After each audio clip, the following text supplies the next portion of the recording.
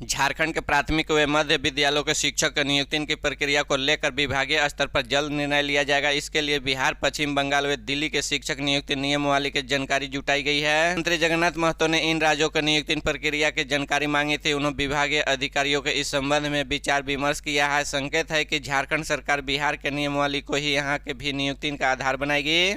इस माह के अंत तक इस संबंध में निर्णय लिया जाएगा। इसके बाद झारखंड में भी बिहार आधार पर पंचायत स्तर पर 50,000 पद का शिक्षक का नियुक्ति का रास्ता साफ हो जाएगा। इसके लिए आरक्षण रोस्टर क्लियर किया जाएगा। कहा कि झारखंड के युवाओं के हित को ध्यान को रखने के लिए ही नियुक्ति होगी।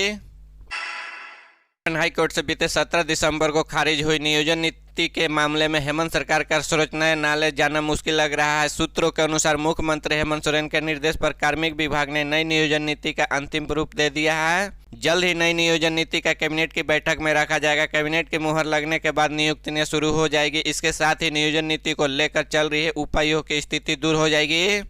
पिछले दिनों के मुख्य सचिव सुखदेव सिंह ने नियोजन नीति पर बैठक करके हर तरह से तैयारी करने का निर्देश कार्मिक विभाग को दिया है। सर्वोच्च न्यायालय जाने पर क्या क्या हो सकता है और नहीं जाने पर नई नियोजन नीति का क्या बदलाव करेंगे होंगे। सूत्रों के अनुसार मुख्यमंत्री उनका जोर जल्द नौकरी का रास्ता खोलने पर है। ऐसे में सरकार के और नई नियोजन नीति लगने की उम्मीद बहुत बढ़ गई है। सूत्रों के अनुसार सरकार 2016 से पहले नियोजन नीति पर विचार कर रही है।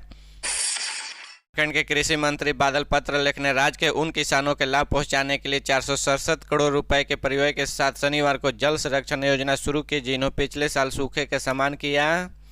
एक अधिकारी विज्ञापित ने कहा कि कार्यक्रम के तहत राज्य में 24 जिलों के सभी ब्लॉक में 2133 तालाबों का नवीनीकरण और 2795 परकुलेशन टैंक के निर्माण किया जाएगा। मंत्री ने 71 तालाबों 184 परकुलेशन टैंक के नवीनीकरण कार्यक्रम भी आधारशिला रखी।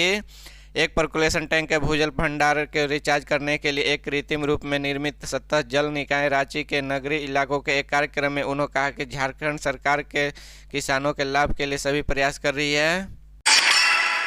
झारखंड में पुलिस व पीएलएफआई नक्सलियों के बीच मुठभेड़, राइफल व नक्सली सामग्री बरामद। पुलिस व पीएलएफआई नक्सलियों के बीच शनिवार देर रात 11 बजे भीषण मुठभेड़ हो गई। दोनों तरफ से 30 से 35 राउंड गोलियां चली। पुलिस ने नक्सलियों पर भारी पड़ते ही नक्सली जंगल की ओर भाग खड़े हुए हैं।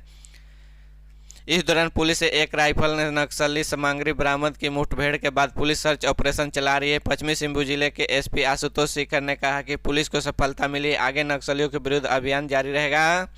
घटना के संबंध में मिली जानकारी के अनुसार पश्चिमी सिंहभूम जिले के घोर नक्सल प्रभावित बांगुर जंगल के दिक्ती लाता गांव के समीप पीएलएफआई एरिया कमांडर रोड लंबू पीएलएफआई नक्सलियों के एक ग्रुप के आने के सूचना को मिली थी। इसी सूचना पर पुलिस मौके पर पहुंची तो पुलिस को देखते ही नक्सली फायरिंग करने लगे। जवाबी कार्रवाई की में पुलिस ने भी फायरिंग के पुलिस को भारी पड़ते देखे नक्सली भाग खड़े हुए हैं।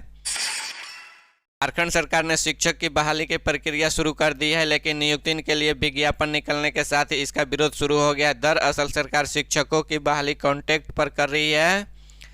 1 महीने में कॉन्ट्रैक्ट के बाद शिक्षक क्या करेंगे, इसी को लेकर सभी सरकार ने इस कदम का विरोध कर रहे हैं। नियोजन नीति रद्द होने के बाद राज्य सरकार डैमेज कंट्रोल करने में जुटी हुई है। इसके तहत राज्य भर में एक बार फिर नए सिरे से नियुक्ति की प्रक्रिया शुरू करने की तैयारी की गई है। जानकारी के मुताबिक सरकार के द्वारा हाई कोर्ट के नियोजन नीति में संशोधन को लेकर दिए गए निर्देश के अनुरूप फैसला लेने की तैयारी की जा रही है। इन सब के बीच शिक्षा विभाग ने इन दिनों कॉन्ट्रैक्ट पर 1 महीने के लिए शिक्षकों की नियुक्ति करने में जुटी है।